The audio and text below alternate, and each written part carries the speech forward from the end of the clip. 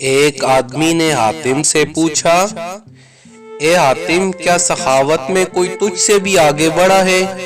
انہوں نے کہا، ہاں، قبیلے کا ایک یتیم بچہ مجھ سے زیادہ سخی نکلا، جس کا قصہ کچھ یوں ہے کہ دوران سفر میں رات گزارنے کے لیے اس کے گھر گیا۔ اس کے پاس 10 بکریاں تھیں۔ اس نے ایک ذبح کی، اس کا گوشت تیار کیا اور کھانے کے لیے مجھے پیش کیا۔ اس نے کھانے کے لیے مجھے جو چیزیں دیں ان میں مغز بھی تھا۔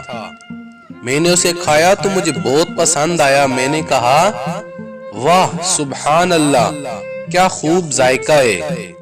یتیم بچہ فوراً باہر نکل گیا اور ایک ایک کر کے ساری بکریاں میری لا علمی میں اس نے ذبح کر ڈالیں اور سب کے مغز مجھے پیش کیے۔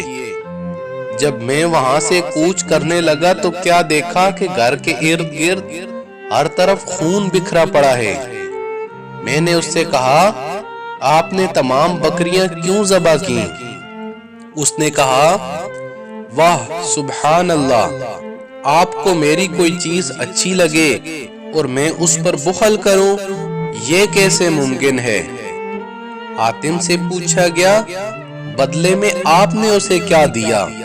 انہوں نے کہا، 300 اونٹنیاں اور 500 بکریاں۔ تو پوچھنے والا بولا، تو پھر اس سے زیادہ سخی تو آپ ہوئے۔